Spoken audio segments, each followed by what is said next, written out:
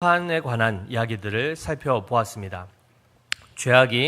사람의 죄악이 세상에 가득하고 그의 마음으로 생각하는 모든 계획이 항상 악할 뿐임을 하나님께서 보시고 결국 최후의 심판을 하나님은 선고하십니다. 특별히 13절 말씀에 보시면 하나님이 노아에게 이르시되 모든 혈육 있는 자의 포악함이 땅에 가득하므로 그 끝날이 내 앞에 이르렀으니 내가 그들을 땅과 함께 멸하리라 라고 말씀하십니다. 하나님께서 창조하실 때에 우리와 상의하셨습니까? 지어줄까 말까 우리하고 상의하셨습니까? 안 하셨죠. 창조를 삼위일체 하나님의 그 사랑의 연합 가운데 그 평화의 의논을 통하여 구속 언약을 하나님이 작정하십니다. 무슨 말이냐면 앞으로 되어질 모든 것들을 이미 미리 삼위일체 하나님 안에서 결정을 하신다는 거죠. 거기에 우리의 창조가 있고 그리고 우리의 구원이 계획되어 있습니다.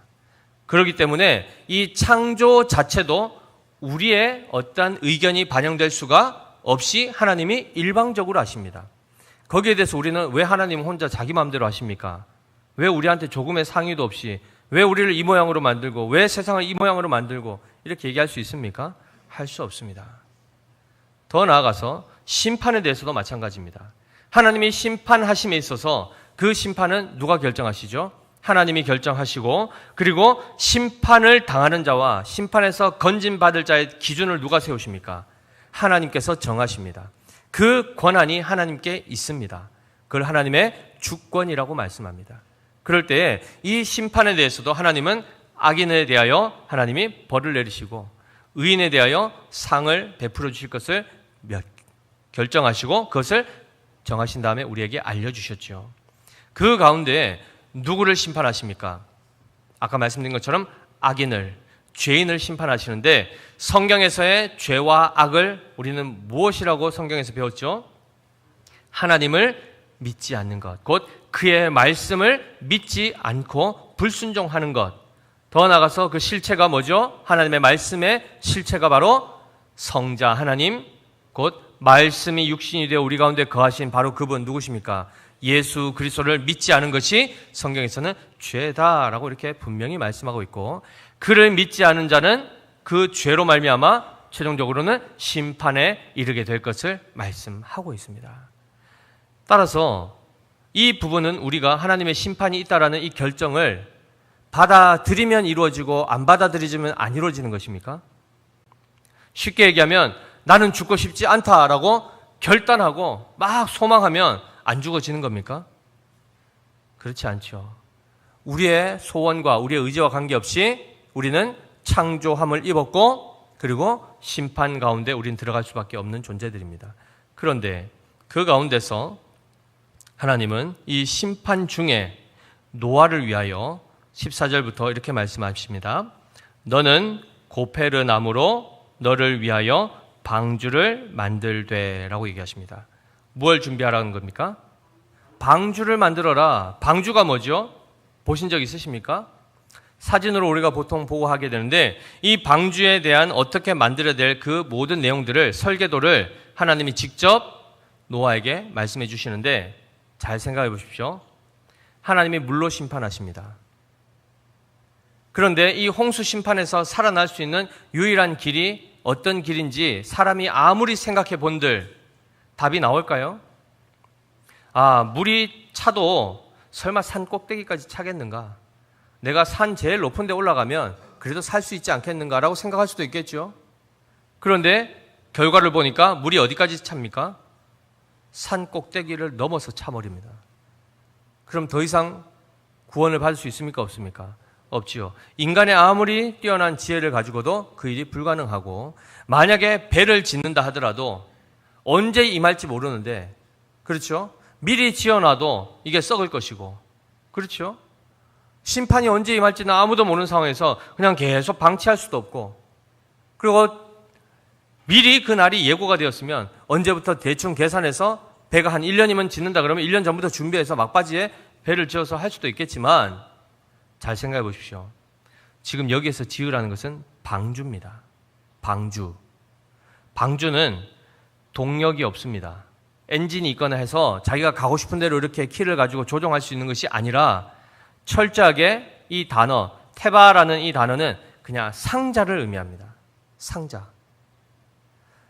그러면 이 상자와 같은 것이 물에 떠 있으면 그가 어디로 가게 되죠? 바람 부는 대로 물결 따라 흘러가게 되죠. 내가 원하는 대로 갈 수 있습니까? 없습니까? 없습니다. 그것이 지금 지어지다 보니 내가 아무리 짓는다 하여도 내가 원하는 대로 갈 수 있습니까? 물이 언제 그칠지 아무도 알지 못하고 얼만큼 올지도 모르는 이 상황에서 우리 스스로는 준비할 수가 없는 구원선이라는 것입니다. 그리고 막상 준비해봤자 우리는 8명 들어갈 그 정도로 준비했었겠죠. 그죠?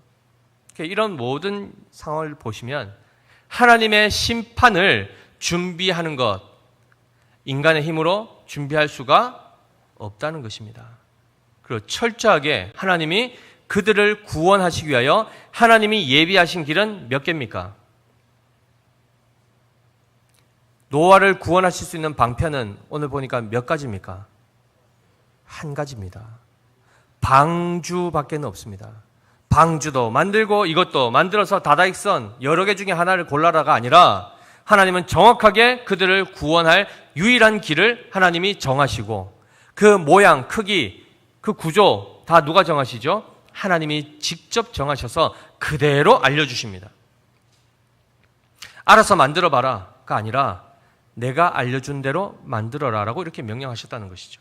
그런 차원에서 보시면 우리가 구원에 이를 수 있는 유일한 길은 신약 성도들은 뭐라고 배웁니까?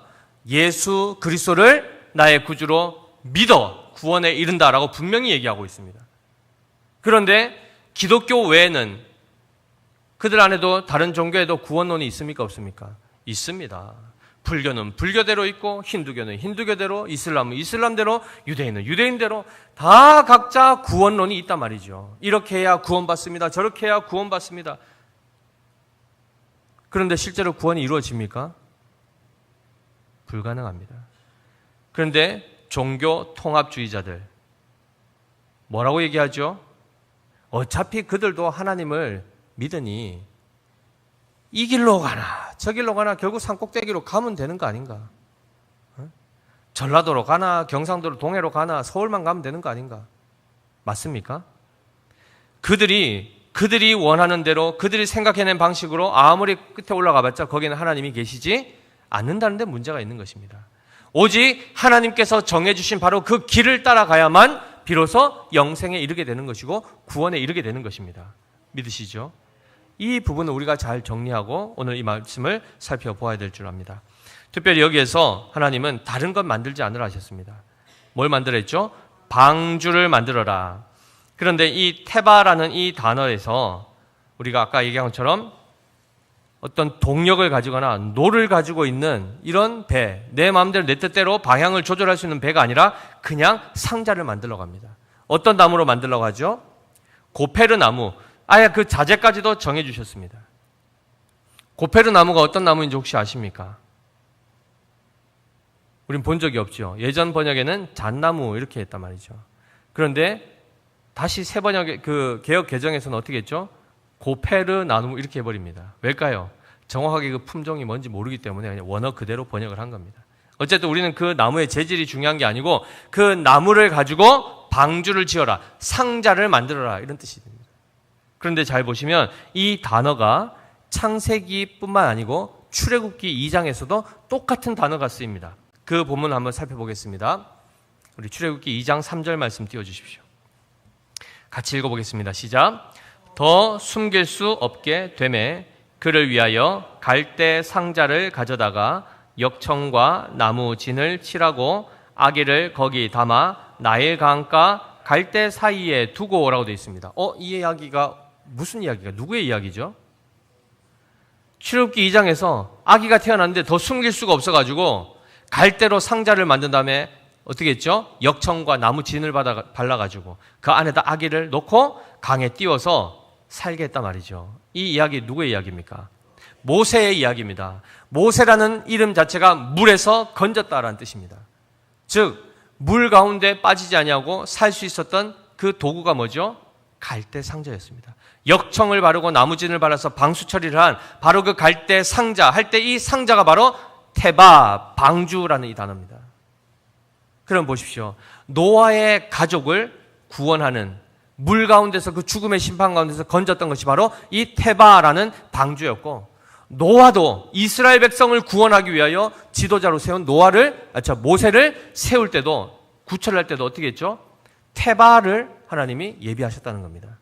즉 상자, 방주를 예비하신 것입니다. 그래서 그 안에 있는 자는 물의 그 범람으로부터 자기의 생명을 보존하게 되는 이 일들을 행하신다는 거죠. 그런데 여기서 우리가 한 가지 더 살펴볼 것이 바로 방주를 만들되 14절에 그 다음에 뭐라고 되어 있습니까? 그 안에 칸들을 막고 라고 되어 있습니다. 다 뚫려진 게 아니고 한 칸 한 칸 그 공간을 만들려고 하는데 그냥 벽을 친다는 개념이 아니고 원래 이 단어의 뜻은 보금자리를 만들어라. 보금자리 하면 느낌이 어떠십니까? 아늑하죠, 그죠? 하나님께서 동물들, 즉 새와 그 다음에 짐승과 모든 곤충들까지도 그들이 잘 머물 수 있는 아늑한 그 보금자리를 만들려고 하는 것입니다. 감옥처럼 그냥 막 벽 쳐가지고 그냥 막 들어가라고 이렇게 하는 게 아니라 보금자리를 만들게 하십니다. 그 다음에 하나님이 뭘 준비하러 가시죠? 역청을 그 안팎에 칠하라 이렇게 되어 있습니다. 역청이 뭡니까? 지금으로 이제 보면 아스팔트 도로에 까는 거 있죠, 그죠? 시커먼 그 찐득찐득한 이 아스팔트와 같은 것인데 이것이 방수제 역할을 합니다. 그래서 우리 교회도 건물 다 세우고 위에 방수 처리 안 하면 어떻게 됩니까?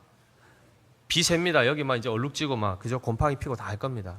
즉 배를 나무로 다 만들었는데 지금은 철판으로 만드니까 그런 게 없겠지만 나무로 만들었는데 그대로 물에 띄우면 어떻게 됩니까? 물이 스며들 가라앉게 되겠죠. 그래서 어떻게 하죠? 방수 처리를 하라고 하는데 역청을 바르라 라는 이 단어를 우리가 집중적으로 좀 살펴보아야 합니다. 자, 여기서 보시면 역청 그리고 그 다음에 칠하라 라는 이 안팎에 칠하라 라는 이 단어가 사실 어근이 같습니다. 같은 뜻입니다. 무슨 말이냐면 카파르라는 단어인데 이 카파르라는 단어가 바로 칠하다라는 뜻이 있고 덮다라는 뜻이 있습니다. 그러니까 페인트를 칠하면은 그 벽이 덮이는 거 아니겠습니까? 그런 차원에서 칠하고 덮다라는 뜻이 카파르. 그러면 역청은 뭘까요? 코페르입니다. 앞서 나무의 재질은 고페르 나무라고 했는데 그거하고는 다른 것인데 코페르라는 단어도 카파르에서 나왔습니다. 한마디로 무슨 말이냐면 칠할 것으로 칠하라, 덮을 것으로 덮으라 라는 뜻이 됩니다. 근데 뭐 여기까지는 어려운 게 없죠. 마치 페인트 칠하듯이 그냥 칠하라는 겁니다. 배 안팎에. 그런데 이 카파르라는 단어가 출애굽기에서는 어떤 의미로 쓰이는지를 우리가 한번 살펴보아야 합니다. 출애굽기 30장 10절 말씀 띄워주십시오. 출애굽기 30장 10절 같이 읽습니다. 아론이 1년에 한 번씩 이 향단 뿔을 위하여 속죄하되 속죄제의 피로 1년에 한 번씩 대대로 속죄할지니라. 이 제단은 여호와께 지극히 거룩하니라.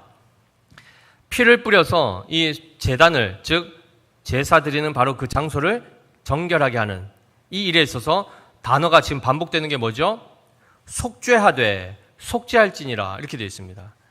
죄를 속한다, 죄를 없이 하기 위해서 그 대가를 지불한다는 이 속죄를 언급하는 이 단어가 바로 카파르입니다. 아까 역청을 칠하듯이. 그러면 주의 성소, 즉 그것을 정결케 하고 거룩하기 위해서 뭘 발랐죠? 뭘 칠했습니까? 역청이 아니고 제물의 피를 발랐단 말이죠. 제물의 피를 바름으로 죄를 없이 하는 그 일들이 구약에 출애굽기에 나오고 있습니다. 그 다음에 이어서 12절 말씀, 출애굽기 30장 12절 말씀 이어서 읽겠습니다. 내가 이스라엘 자손의 수효를 조사할 때에 조사받은 각 사람은 그들을 계수할 때에 자기의 생명의 속전을 여호와께 드릴지니 이는 그것을 계수할 때에 그들 중에 질병이 없게 하려 함이라. 한 사람 한 사람 이스라엘 백성을 계수해서 그들의 생명값으로 값을 지불해야 되는 이 속전을 내는 일들이 있습니다. 이 속전이라는 단어가 바로 역청이라는 단어와 같이 코페르입니다. 그러면 잘 기억해 보십시오. 이스라엘 백성이 구원을 받기 위해서 무엇이 필요했습니까? 무엇이 필요하죠? 속전이 필요하다는 것인데 곧 역청이 필요하고 그것을 발라야 된다라고 얘기하는데 이 역청이 뭐라고 했습니까? 동물의 그 제물의 피라고 했지 않습니까? 이 이야기가 출애굽기에서 보면 어떻게 되죠? 이스라엘 백성들이 각 집 안에 가족들끼리 다 모여 있고 그 문 밖에 어떻게 합니까? 양을 죽여서 그 피를 문에 바르지 않습니까? 그 피가 발려진 그 표식이 있는 그 집 안에 있는 사람들은 다 살았단 말이죠. 궁극적으로 노아 시대에 이 방주가 상징하는 것이 바로 그것입니다. 방주를 만들고 그 안에 뭘 바르라고요? 안팎에 역청을 바르라. 즉 그것은 그대로 우리에게 적용하면 예수 그리스도의 피 뿌림을 통하여 그 피 아래 거하는 자들은 다 산다는 것입니다. 그 모형으로 지금 노아의 방주가 치어지고 있습니다. 단순히 배 만들려면 이렇게 만들어야 된다. 비유를 얘기하고 그래서 그런 튼튼한 배를 만들어 팔자. 이 개념이 아니라 이 상자, 우리를 죽음에서부터 건질 그 상자의 원리가 곧 예수 그리스도의 핏뿌림을 통하여 죄 사함을 얻고 그 은혜 안에 거하는 자만이 영원한 생명에 이를 수 있게 된다는 것을 말씀해 주고 있다는 것입니다. 자, 그래서 이 지금 방주로 번역이 되었던 이 테바라는 단어가 모세의 갈대 상자에서도 동일하게 적용이 되었고 이거를 영어로 하면 이 방주를 아크라고 합니다. ARK, 아크. 이것이 방주에도 적용되고 모세의 갈대 상자에도 적용이 되고 또 한 군데에서 적용이 됩니다. 그것이 바로 언약궤입니다. 법궤. 성소 안에, 성전 안에 하나님의 법궤가 있었습니다. 십계명의 두 돌판이 들어있었고 아론의 쌍난 지팡이가 있었고 만나 항아리가 들어있었던 바로 그 법궤. 그것 또한 아크라고 되어 있습니다. 아크 오브 커비넌트 해서 언약의 궤라고 되어 있습니다. 이것은 여기서 얘기하는 이 상자는 다른 단어를 쓰긴 합니다. 아론이라는 단어를 쓰긴 하는데 의미상 같은 개념이 됩니다. 방주와 갈대 상자와 이 언약궤가 동일한 원리를 가지고 있단 말이죠. 죄악 가운데 죄가 관영한 그들의 죄를 없이 하는 유일한 길이 바로 하나님의 은혜가, 즉 예수 그리스도의 피 뿌리심과 죽으심으로 우리의 죄가 속해지는 이 역사를 하나님이 이미 노아의 시대에 베풀어 주셨다는 것이죠. 그래서 우리가 잘 아시다시피 출애굽기 12장 7절 말씀 한번 띄워주시겠습니까? 같이 읽습니다.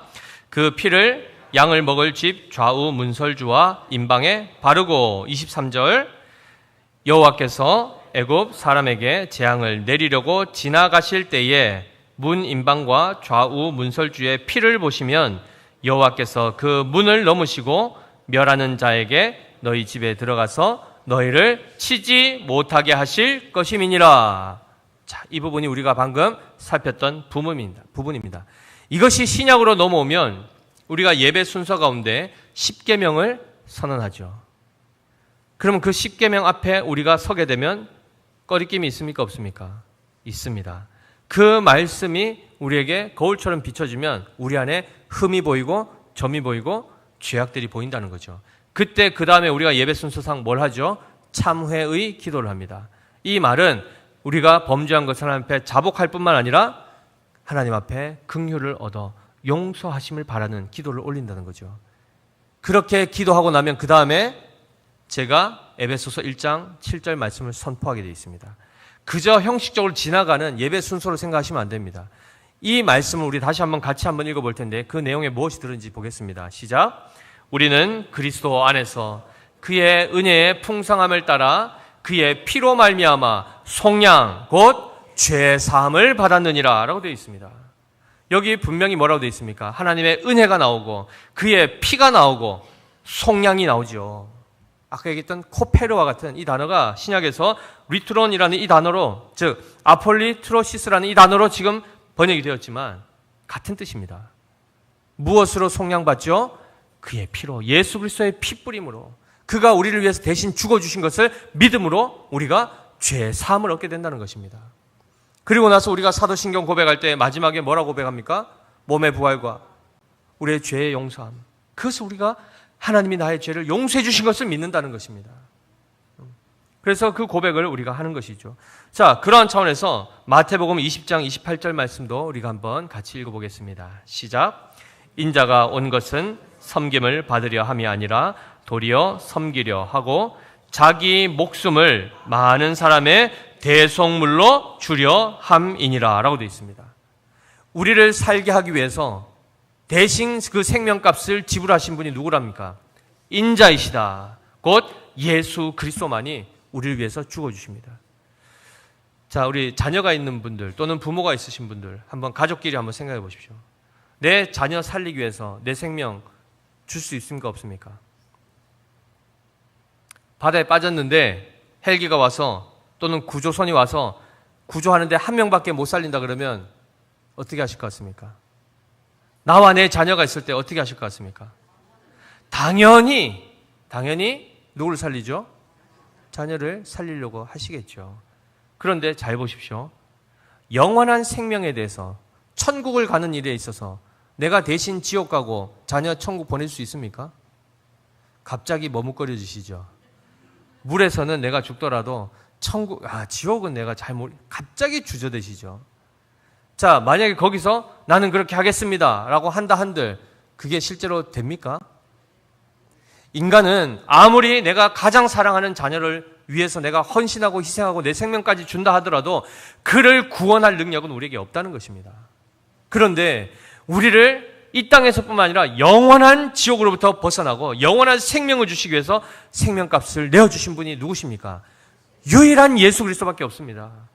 이만이고 안상홍이고 누구고 간에 그들이 아무리 스스로 내가 재림 예수님 뭐라고 떠들어도 손에 못자국 없지 않습니까? 그들이 무슨 십자가에 달린 적이 있고 무슨 희생제물로 드려졌겠습니까? 불가능한데도 따라간 자들이 있죠. 다 잘못된 길을 가는 것입니다. 오직 하나님께서 우리에게 구원 얻을 이름을 주신 분은 누굽니까? 예수 그리스도밖에 없습니다. 그분만이 우리를 사랑하여 그 생명을 내어주신 유일한 분이시라는 것을 성경은 분명히 말씀하고 있습니다. 그 가운데 로마서 5장 9절 말씀 한 번 더 살펴보겠습니다. 시작. 그러면 이제 우리가 그의 피로 말미암아 의롭다 하심을 받았으니 더욱 그로 말미암아 진노하심에서 구원을 받을 것이니 라고 되어 있습니다.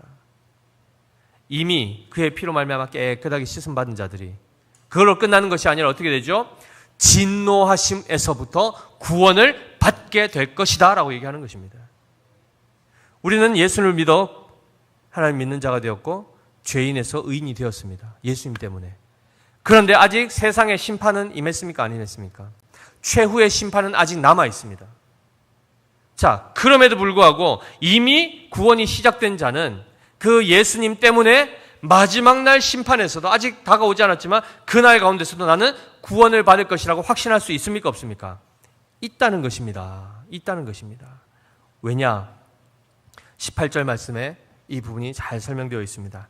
우리 창세기 6장 18절 말씀 한번 같이 읽어보겠습니다. 시작. 그러나 너와는 내가 내 언약을 세우리니 너는 내 아들들과 내 아내와 내 며느리들과 함께 그 방주로 들어가고 혈육 있는 모든 생물을 너는 각기 암수 한 쌍씩 방주로 이끌어들여 너와 함께 생명을 보존하게 하되 라고 되어 있습니다. 그들의 생명을 보존하게 하는 데 있어서 어떻게 하라고요? 방주를 지어 그 안에 들어가라 라고 얘기하십니다. 그런데 이 명령이 하나님께서 뭐라고 하시죠? 내 언약이다 라고 말씀하십니다. 한마디로 너로 하여금 내가 방주를 짓게 할 것이고 그 방주 안으로 너를 이끌어 드릴 것이며 궁극적으로 심판 가운데서 너희 생명이 보존하게 할 것이다 라고 하나님이 약속하신 것입니다. 그래서 보통 우리 집 계약을 할 때 우리 세희 형제도 임용되고 나서 집을 알아봤는데 계약서 쓸 때 어떻게 했습니까? 집주인 혼자 계약서 썼어요? 어떻게 했습니까? 세희 형제도 쓰고 집주인도 계약서 써서 2장을 가지고 와가지고 딱 대놓고 겹쳐가지고 도장 중간에 깡깡깡 찍죠. 쌍방이 계약을 하는 겁니다. 한마디로 뭡니까? 1년 동안 내가 이 집을 이 값을 주고 내가 살겠습니다 하고 이 계약을 어길 시에는 거기에 따른 보상을 하겠습니다. 이 내용 아니겠습니까? 마찬가지 고대 사회에도 계약이라는 게 있다는 겁니다. 그런데 오늘 이 하나님이 노아와 세우신 언약을 보시면 쌍방이 계약한 겁니까? 쌍방이 했습니까? 쌍방이 했으면 그냥 우리의 언약이라 했지 않겠습니까? 그런데 하나님 뭐라고 하십니까? 내 언약을 세우겠다. 여기서 굉장히 중요한 단어가 나오는데요. 이 언약이라는 이 베리트라는 단어의 원래 뜻은 자르다라는 뜻입니다. 쪼개다라는 뜻입니다. 계약은 원래 어떻게 하는 겁니까? 서로 합의를 하는 거고 합치는 것 아닙니까? 근데 언약은 어떻게 얘기했죠? 오히려 쪼개고 나누다라는 뜻을 가진 단어를 썼습니다. 왜 그랬을까요? 고대 사회에서는 쌍방이 계약을 할 때에 계약을 파기하지 않도록 하기 위해서, 즉 약속은 깨기 위해서 하는 겁니까? 지키기 위해 하는 겁니까? 지키려고 하는 건데 이것을 깨지 않도록 하기 위해서 강력한 제재 수단을 그 조건으로 거는 겁니다. 그게 뭐냐? 고대에는 양이나 짐승을 잡습니다. 계약을 할 때. 그래서 그거를 두 사람이 반을 딱 갈라서 옆에 딱 쪼개 놓습니다. 그리고 나서 자기들 쌍방의 거의 약속을 지켜야 될 것을 이제 정하겠죠. 그리고 나서 이 재물을 쪼갠 것을 두고 뭐라고 하는가? 만약에 이 계약을 어길 시에 어긴 사람이 이 동물처럼 쪼개질 것이다 라고 선언하는 그것이 바로 고대의 계약 방법입니다. 그러면 하나님께서 지금 노아와 내가 너를 반드시 방주를 통하여 구원하고 살게 할 것이다 라고 이 약속을 하실 때에 하나님이 자기의 언약으로 세우셨다는 얘기는 노아는 여기에 책임이 있습니까? 없습니까? 노아는 어기든 지키든 관계가 있습니까? 없습니까? 없다는 겁니다. 그 부분에 있어서는 아예 배제시키고 누가 일방적으로 한다는 겁니까? 하나님이. 내가 만약에 이 약속을 어기면 내가 쪼개져도 된다. 내가 내 목숨 걸고 이 약속 지키겠다. 이렇게 약속을 주신 것입니다. 이것이 바로 하나님이 하나님의 백성들에게 체결하시는 언약입니다. 우리가 어길 때 내가 어기면 어떡하지에 대한 두려움이 있을 필요가 있습니까? 없습니까? 없죠. 더 나아가서는 이 약속은 반드시 이루어질 것을 믿을 수 있습니까? 없습니까? 있지요. 왜냐하면 하나님이 목숨 내놓고 약속하신 것이고 그분은 결기로 지키는 게 아니라 자기의 신실하심과 성실하심과 전능하심으로 반드시 이 약속을 지켜낼 수 있는 분이기 때문에 우리가 그분 안에서 이 약속을 붙들면 반드시 구원에 이르게 되어 있다는 것입니다. 여기서 우리가 한 가지 중요하게 살펴봐야 될 것이 있습니다. 방주를 짓는데 몇 년이 걸렸을까요? 인성아, 아까 그림 봤지? 엄청나게 큰 배를 혼자 지으려 하면 한 얼마나 걸릴까? 한 150년? 비슷하게 예측했습니다. 120년이 걸립니다. 그럼 잘 보십시오. 택배로 쿠팡에 해가지고 재료 새벽 배송 이렇게 받을 수 있는 게 아닙니다. 나무 누가 패러 가야 됩니까? 노아가 패러 가야 됩니다. 그의 아들들은요? 놀고 있습니까? 아버지랑 같이 나무 패는 겁니다. 자, 그런데 아까 그 축구장보다 훨씬 큰 그런 방주를 지으려면 나무 도대체 몇 개를 벌목을 해야 됩니까? 엄청나게 비어서 계속 쌓아야 되죠. 재료 준비만 하는데도 몇십 년이 걸리겠죠. 그리고 그것을 하나하나 만들고 칸을 만들고 결국 완공하는 데까지 120년이 걸리는데 잘 기억해 보십시오. 그가 이것 왜 시작하게 되었죠? 하나님의 심판의 경고를 듣고 시작하게 되었습니다. 근데 심판은 언제 오죠? 짓기 시작하면서부터 120년 후에 나옵니다. 그럼 생각해 보십시오. 어느 날 갑자기 직장생활 잘 하다가 갑자기 배 짓는다고 저 산에 가서 퇴근하고 나서 산에 가서 나무 베고 있으면 이미 당장 주변 사람들이 뭐라고 합니까? 어디 가노 밤에? 그러지 않겠습니까?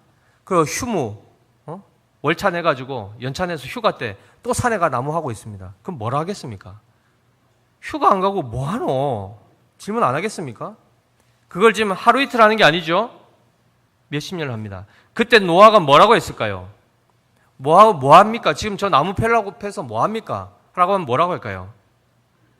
하나님께서 홍수로 심판하신다 하여 방주를 준비하라 하셨습니다. 라고 얘기했겠습니까? 안 했습니까? 당연히 했겠죠. 그러면 사람들이 그 노아에 대해서 뭐라고 했을까요? 예, 정확하게 얘기하셨습니다. 성경에 나와 있지 않지만 미친놈, 미쳤다고 하지 않겠습니까? 1년 후에라도 뭔가 조짐이 있거나 한번 막 대홍수는 아니어도 비가 억수같이 쏟아지는 걸 한번 경험하면 사람들이 깜짝 놀라 집도 떠내려가고 하는 걸 보면 좀 그래도 아이고 그럴 수 있겠다 하겠지만 환경이 너무 좋습니다. 홍수, 홍자도 꺼낼 조짐이 안 보입니다. 몇 년 동안 한다고요? 120년. 그럼 잘 보십시오. 홍수가 최종적으로 임합니까? 안 임합니까? 반드시 임하게 되어 있는데 그 임하기 전까지는 세상 사람이나 노아나 어떤 생각이 들까요? 정말 올까? 비가? 정말 홍수가 임할까? 생각 들겠습니까? 안 들겠습니까? 들지요. 그런데 믿는 노아조차도 믿음이 흔들리겠습니까? 안 흔들리겠습니까? 가만히 놔둬도 내 가족 지금 생계만 해도 내가 지금 벅찬데 아이고 또 하나님 뜻을 이룬다고 이 배 만드는 것만 해도 내가 지금 월급 받는 것도 아니고 그죠? 이거 쌩 고생해가지고 이 배 만드는 거 누가 알아주는 것도 아니고 나가면 사람들이 미쳤다 그러고 나무 베고 있으면 막 원망이 올라오고 진짜 올까? 아이고 여기서 그냥 그만할까? 갈등이 있겠습니까? 없겠습니까? 무수히 많은 믿음이 흔들리는 갈등이 있습니다. 그런데 최종적으로 방주가 완성됩니까? 안 됩니까? 되더라는 것입니다. 누구에 의해서 됐을까요? 하나님의 은혜로 되는 것입니다. 우리가 믿음이 흔들릴 수 있고 계약을 온전히 우리는 지키지 못하지만 누가 지키신다고요? 하나님이 지키십니다. 재료 누가 준비하십니까? 그 나무 노아가 심었습니까? 그렇지 않죠. 하나님이 자라게 하신 나무, 그거 벌목하게 하는 지혜, 능력 누가 주시죠? 하나님이 주십니다. 마음이 흔들릴 때 그 마음 누가 붙들어 주십니까? 하나님이 붙들어 주시죠. 어디까지요? 심판 때까지. 그래서 우리의 구원의 여정은 내가 내 믿음 잘 지켜서 가는 게 아니라 하나님의 은혜 안에서 그 믿음이 지켜짐으로 완성에 이르는 것입니다. 이 말씀을 잘 기억하셔야 됩니다. 우리 흔들릴 때 하나님이 어떻게 하시죠? 다시 찾아오십니다. 우리의 마음이 무너졌을 때 어떻게 하시죠? 하나님이 위로하시고 하나님이 새 힘 주시고 새 마음 주셔서 결국 완주하게 하신다는 것입니다. 그래서 노아가 22절 말씀에 뭐라고 되어 있죠? 우리 6장 22절 말씀 같이 읽습니다. 시작. 노아가 그와 같이 하여 하나님이 자기에게 명하신 대로 다 준행하였더라. 다 준행하였더라. 노아가 지금 잘했다고 칭찬하는 겁니까? 그렇지 않습니다. 어떻게 해서 이 노아가 이렇게 다 준행할 수 있었을까? 생각해 보면 그의 대단함이 아니라 하나님이 내 언약을 세우신 그 언약의 성취로 하나님의 은혜가 이 노아를 여기까지 이끌어 오셨구나를 보실 줄 아셔야 됩니다. 이 인생이 우리에게도 동일하게 적용됩니다. 그 가운데 우리가 마지막으로 기억해야 될 것이 바로 이 방주입니다. 방주 자체를 예수 그리스도의 예표로 보기도 합니다. 그러나 잘 보셨듯이 그 출애굽했던 이스라엘 백성들이 유월절을 지나갈 때 그 집 안에 그들이 있었고 집에 있다고 다 사는 게 아니지 않습니까? 그 밖에 뭐가 있어야 됩니까? 그리스도의 피가, 양의 피가 발려 있어야 됩니다. 그 피가 그리스도를 직접적으로 상징하는 것이고 그 피 아래에 있는 그 공간, 그것이 바로 그 안에 누가 있었습니까? 그 피를 믿는 자들이 있었단 말이죠. 그들이 누굽니까? 교회입니다. 그들이 교회입니다. 그러면 이 방주도 기억해 보십시오. 나무로 그냥 그 역청 발라서 그냥 그거 짓는다고 해서 구원이 되는 게 아니라 그 역청, 곧 그 속주의 피가 발린 바로 그 안에, 그 공간 안에 노아와 그 모든 가족과 모든 동물들이 들어갈 때에 그들이 구원을 받죠. 그 안에 있는 자들이 누굽니까? 교회입니다. 그러면 잘 보십시오. 방주까지 포함하여 그 모든 것은 다 피조물 아닙니까? 그리스도의 피 뿌림을, 그 피가 발려진 그 모든 것이 다 구원을 얻게 됩니다. 그것이 바로 이 방주 자체를 우리는 교회로 봄이 합당합니다. 그러면 잘 보십시오. 노아가 먼저 부르심을 받아 그가 일평생 한 것이 뭡니까? 방주를 짓는 것은 곧 교회를 세우는 일을 한 겁니다. 한 사람 한 사람 믿음의 사람으로 세워가고 자기가 믿음이 흔들릴 때 또 다른 그 가족들로 인해서 믿음의 가족으로 인해서 또 위로함을 받고 힘을 얻고 그들을 구원해야 된다는 이 구원의 하나님의 약속을 다시 한번 깨닫고 그 방주 짓는 일을 얼마 동안 합니까? 일생을 하는 것입니다. 부름을 받고 끝까지 하는 것입니다. 아멘이시죠? 그 방주와 그 교회, 그것이 곧 그리스도 아래에 있는, 그리스도 안에 있는 자들을 의미하는 것입니다. 사랑하는 성도 여러분, 우리의 육신의 생계를 위해서 하나님 믿는 것은 굉장히 이것은 자칫하면 우상 숭배로 귀결될 수 있습니다. 하나님은 단순히 우리의 육체만을 구원하기 위한 것이 아니라 우리의 영혼과 육체가 다 구원받기를 원하십니다. 그 가운데서 우리의 가정도 우리가 잘 은혜 가운데 세워가야 되지만 더 중요한 게 뭡니까? 그들을 육의 양식으로 먹이고 기르고 하는 거 잘하시죠. 그러나 구원에 이르도록 해야 되지 않겠습니까? 우리의 모든 가족들이 구원받아야 되지 않겠습니까? 그러기 위해서는 예수 그리스도의 핏부림이 필요합니다. 그 일을 위해서 우리는 교회를 소중하게 여기고 교회가 흔들리지 않냐고 잘 세워지기 위해서 우리가 헌신하는 일이 우리에게 복이라는 사실을 기억하십시오. 내가 교회로 지어지고 내가 방주를 만들 뿐만 아니라 내가 그 방주로 인해서 또한 그 안에 들어감으로 구원받게 되는 이 역사가 지금 이 시대 가운데도 동일하게 나타나고 있습니다. 죄악이 홍수처럼 밀려오고 있는 이 시대 가운데 그 죄로부터 우리가 죄악 가운데 물들지 아니하고 예수 그리스도로 말미암아 그 피 뿌리심을 때문에 우리가 정결하고 거룩한 백성으로 살아갈 수 있는 것, 교회 안에서 이루어집니다. 교회 안에서 이루어집니다. 나 혼자 그냥 예수 믿고 유튜브 보면서 그냥 예배 드리고 그리고 천국 간다? 그것은 굉장히 가난한, 구원에 대해서 정말 너무나도 잘 이해하지 못하는 것입니다. 하나님은 예수 그리스도로 말미암아 교회를 세우길 원하십니다. 방주의 크기 보셨죠? 우리가 상상을 초월하는 크기입니다. 하나님의 구원의 역사는 이 믿음의 교회뿐만 아니고 이 대한민국뿐만 아니고 열방에 있는 많은 예수 그리스도의 피를 의지하는 그 말씀 붙들고 그 부르심에 따라 살아가고자 은혜 안에 거하는 자들 다를 구원하십니다. 아멘이십니까? 홍수가 이미 임했습니다. 마지막 심판이 옵니까 안 옵니까? 반드시 주님이 다시 오시겠다 하셨고 내가 다시 올 때에 선악간에 심판하신다 하셨습니다. 오직 예수 그리스도의 핏부림 안에 그 보혈의 능력을 힘입고 그 은혜 안에 거하는 자는 마지막 심판, 무슨 심판이라고 하죠? 물심판이 아니고 불심판으로 모든 것을 다 태우실 것인데 그때 살아남을 수 있는 자 누굽니까? 오직 예수 그리스도 안에 있는 자, 그만이 살아나게 됩니다. 오늘 우리 장현이가 마태복음 읽었죠? 예수님이 어디를 걸어오시죠? 물 위를 걸어오십니다. 물이 그를 침범하지 못하는 그 능력이 예수님께만 있습니다. 베드로가 예수님을 보자 어떻게 합니까? 정말 주님이시면 나를 불러 나로 물 위를 걷게 하소서. 그래서 어떻게 했죠? 배에서 내려왔을 때 물에 빠지지 않냐고 물 위를 걸었습니다. 몇 발자국 걸을 때 무엇으로 걸은 겁니까? 믿음으로 걸었습니다. 누구 보고 걸었습니까? 예수님만 보고 걸었습니다. 그 다음에 갑자기 파도 보고 옆에 이런 거 보니까 갑자기 두려움이 사로잡히고 주님을 보지 못하지 어떻게 됩니까? 그 즉시 물에 빠집니다. 근데 그때 어떻게 됐죠? 그는 믿음이 없으므로 물에 빠져서 죽게 되었는데 그가 거기서 뭘 부릅니까? 주의 이름을 부릅니다. 주여 나를 구원하소서, 주여 나를 건지소서 하자 예수님이 어떻게 하십니까?